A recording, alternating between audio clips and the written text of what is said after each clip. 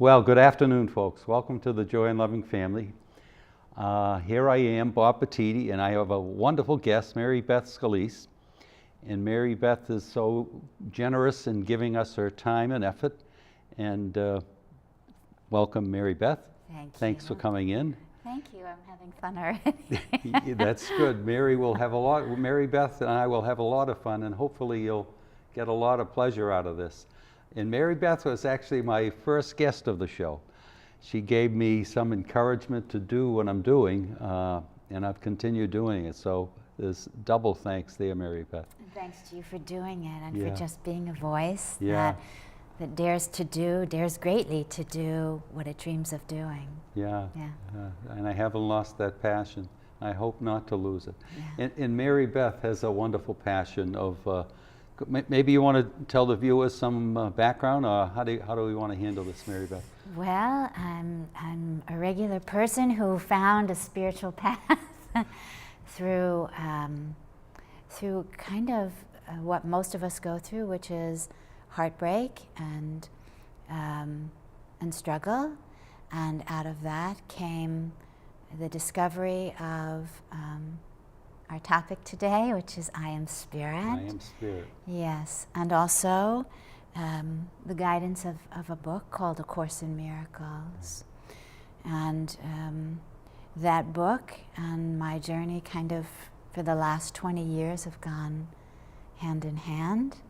And for those people who don't know what that is, I know you know what that is, but what it is a 3-volume work that includes a text and a workbook, a lesson for each day of the year, a manual for teachers. It's like a definition or clarification of the terms in it. And then there are a few addendums, one called The Song of Prayer and one called Psychotherapy, Practice, Process, and Purpose. And being a therapist myself, I have really taken that part into my heart. Right. And I, as Mary Beth says, I have attended. Mary Beth has a weekly class. A study group. Yeah. Of A Course in Miracles. Yeah. And I've had the good fortune of attending that various times, and it's heavy as I see it. I'm just being honest, but having said that, I've grown into that sense of spirit, I am spirit, which we'll talk about, and I really the course truly fosters that, and Mary Beth lives that, and if I may say, it's a concept that's difficult to grasp, and I met, I don't know if you remember George Dolan. Very much so, and yeah. I speak with him now and then, and he always wishes you the best. He's down in Florida. But I had an interesting experience with George, and George was a practicer of the Course in Miracles. He may not have had as much background in study as you have.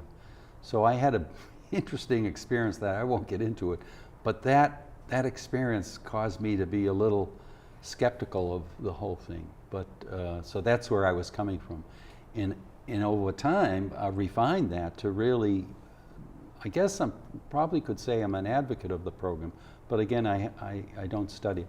Maybe you want to give the viewers some sense of the Course in Miracles. Sure. and the structure. Sure. So the Course is a meshing or a merging of psychology and spirituality.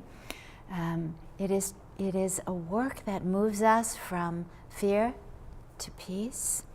It is written in Christian language, although much of the language in it is the meanings are different than the traditional Christian language. It's very metaphysical. You called it heavy. I would call it deep. It's written, much of it is in iambic pentameter. And basically, we call it a study or a self-study. It is looking at the part of self that I would call the ego or the false self, with a willingness to undo what is untrue. That is, all that I have learned, all my beliefs, my concepts, my ideas of who I am, my ideas of what the world is, and to see how that has become personality or something that is operating in the world separate and in fear, mostly in fear. And it gives us the opportunity to look at that and then to choose another thought system. And that thought system is the thought system of love or of God. So it is really not about doing anything, it's really about undoing. Much of it is about sitting still, knowing I am God, and allowing that to become the dominant voice which does through us. Right. So, and I so appreciate that you've moved from a place of, and it's of doubt, a little bit of doubt and maybe skepticism about what this is, to a place of entertaining more of its ideas. I think no religion, no program, no path, no process is worthy of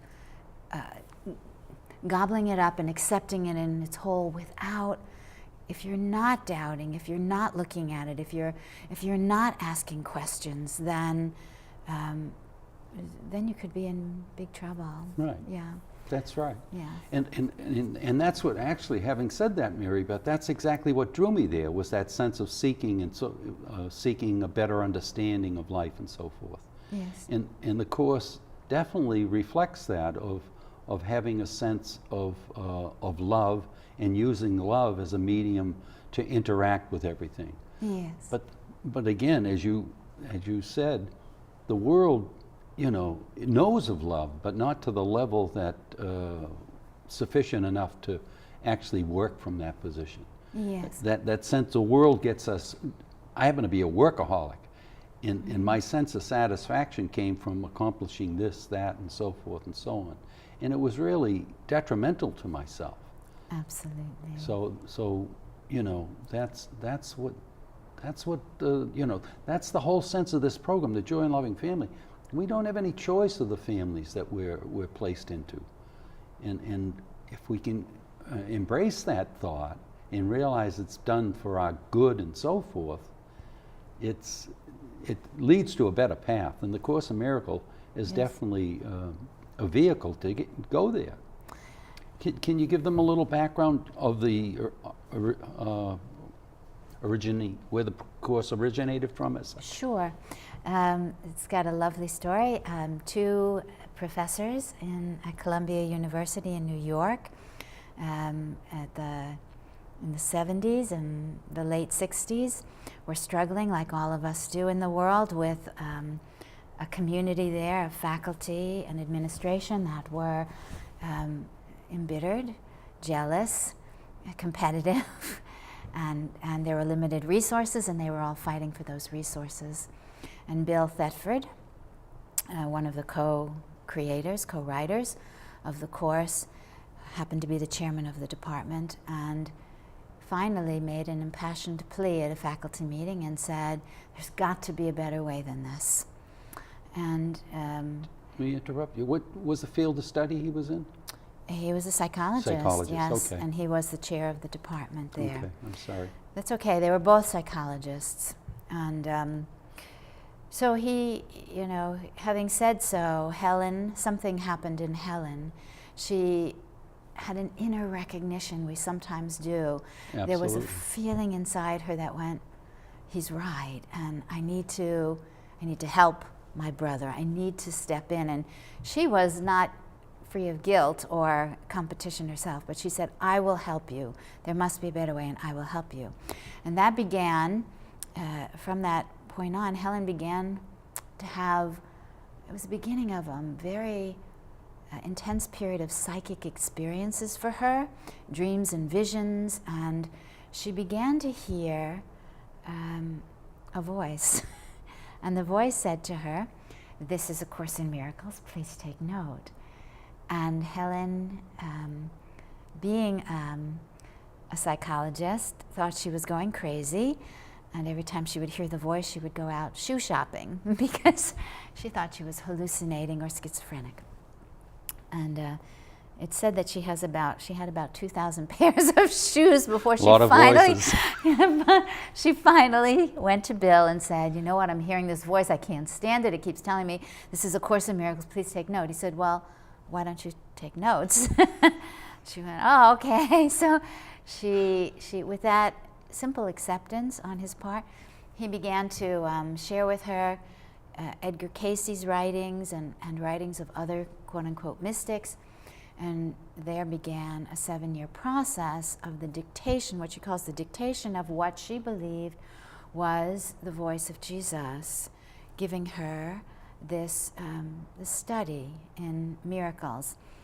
Please understand that miracles are not magic. They're not these things that I wish for $1,000 and poof, it shows up in my hands. Miracles are a change in perception from fear to love. And when we move from fear to love, literally our perception of the world changes. And in the change of perception, we literally, physical law, everything is turned upside down. It obeys a higher law. Anyway, Helen wrote the Course in Miracles and then admitted that she was atheist and did not believe in Jesus either. And yet she could not deny this fact that there was a certainty and an assurance in her that what she was hearing was the voice of this gentle and but firm teacher. Obviously firm if she had to get 2,000 pairs of shoes. He was pretty persistent. Well, you know, in this day and age, it's, you know, and even in the 70s, it was more so. Oh, yeah. We still think that if we are hearing what I would call the voice for God, that there's something wrong with us. Yeah. Yeah. But I would say that there is a part of us, our own spirit, that speaks for God, and that we can literally hear that or appreciate that through things that happen to us in the world, things that we know we did not create or make happen, answers that come in the form of words of a song or a book or a conversation with somebody. So, though I understand Helen's fear, I think we all have it. I also think that if more of us asked ourselves, is there more than one voice inside me? We would say, well, what is the answer? Absolutely. Yeah. I am spirit, and that's the title of the show today. But you know, you touched on an interesting thing. I had the good fortune of working with the people who were diagnosed as schizophrenic. And that was some of their struggles, is they would have a sense of voices of God and so forth. Yes. And I think it's more accepted today, at least I'd like to think it is, because I found these people to be wonderful, loving people. Yes. But they were labeled with, you know, mental illness and so forth, and then they were given drugs to assist them with pure heart intent. But again, who knows how drugs interact and so forth. Yes. And then we know today there's a lot of people that use drugs at their discretion, and what's taking place. And back in the 70s, it was rampant. I mean, Yes. oh yeah. Yes. But I think it also, many professional people use drugs and had a greater sense of the benefit. I mean, right now this marijuana thing is blossoming here, there, and everywhere, yes. and the controversy of that. So Yeah. yeah, no, I subscribe to that sense of realizing. I don't know if I'd say another voice, but there's a spirit within me Yes. that if I am attuned to it, the fears go away. And that's the sense of doing this right now. I don't have any fear. I mean, this is a joy. Yeah. You know, I really admire all that you do, and Thank your gentleness and loving manner of doing things. Thank you. But it is not easy, and it takes time. You know. Yes. And I think, you know, going back to my sense of the program was heavy in that, and I appreciate your saying deep, and that's a nicer way of addressing things and so forth. But again, being a workaholic, I wanted the answers, and that drive of I want comfort in my life. So that drive causes us to stay in the world and use Yes. the tools of the world to get what we want. You know, I want this ball, and and you can't have it until I come and say, well, gee, I can trust you. You'll take care of the ball. And Thank you. exactly, and that's I where feel that love that it just transpired there when I accepted your gift. exactly, and that's that's what this is. This conversation is a conversation of sharing one another and being appreciative of one another and all that. Yes. And that's what takes place. So I would like to go back to the idea that about hearing a voice for God, and maybe voice is not the right word, but what I'd like to say is that there are two thought systems.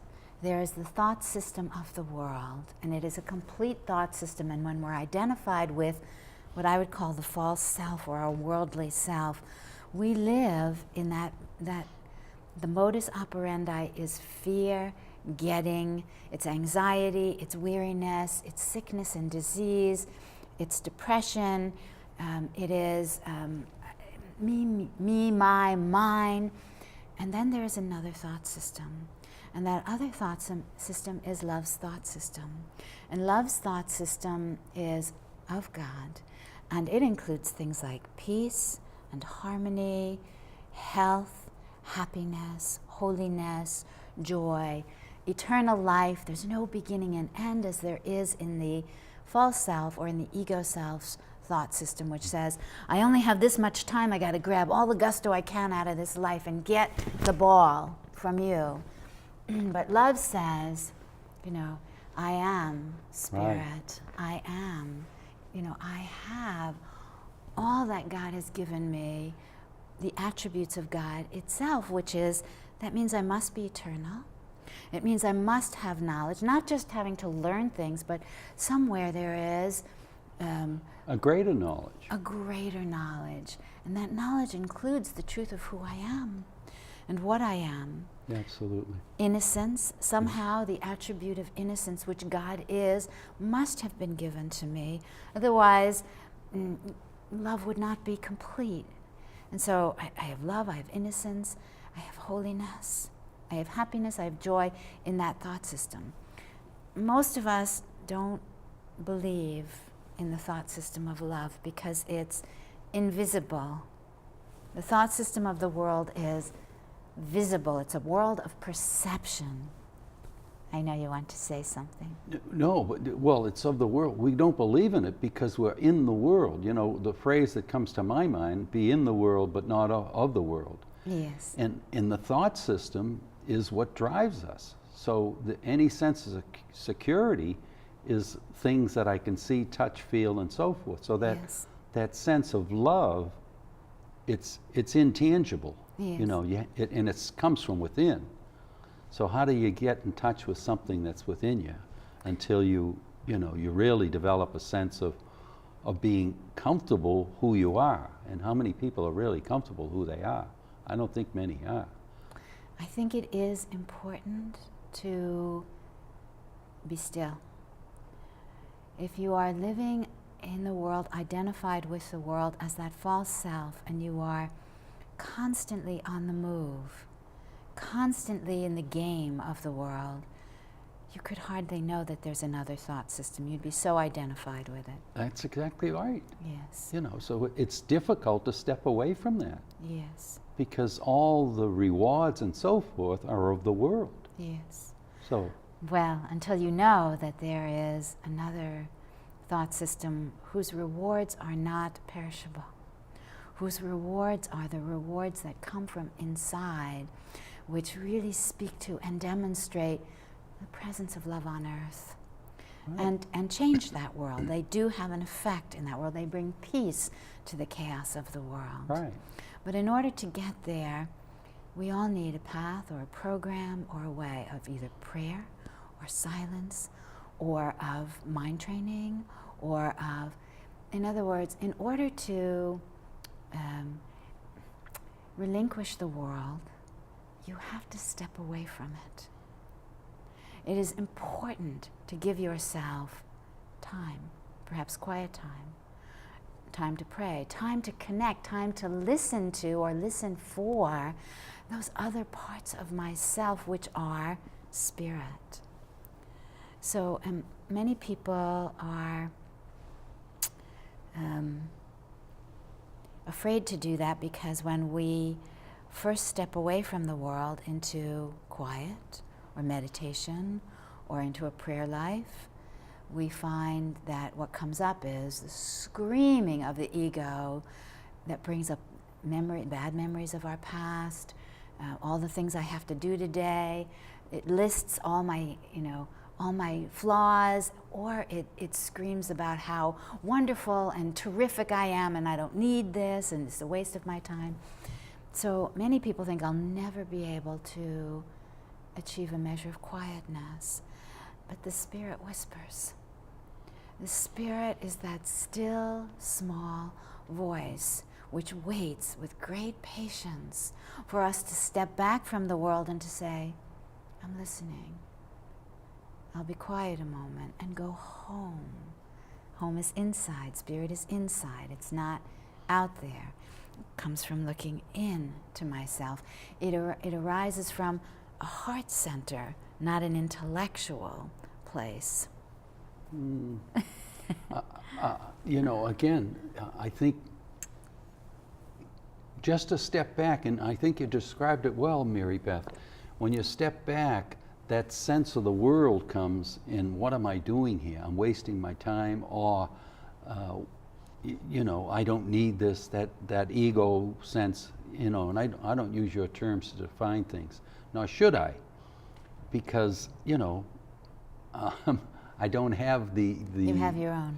Exactly. You have your own voice and your own words. That's exactly right. Yeah. But the world will, in my indoctrination, will cause me to try to measure it as I just did then. But I acknowledge the fact I just am not, I can't relate, with the sense of heavy as opposed to deep and so forth. So and I quickly wanted to say deep. So that's where we're driven by the interactions. But that sense of stepping, and this may be my fears, that sense of stepping away by myself to attain that does not, again, from my experience, seem easy to do. It seems like it's better to be in contact with another. Okay. To derive that sense of the voice within. So the Course in Miracles would be a wonderful path for you because it says that the way to heaven, or where we find heaven or healing or salvation, is in relationship with my brothers and sisters. Exactly. Yes.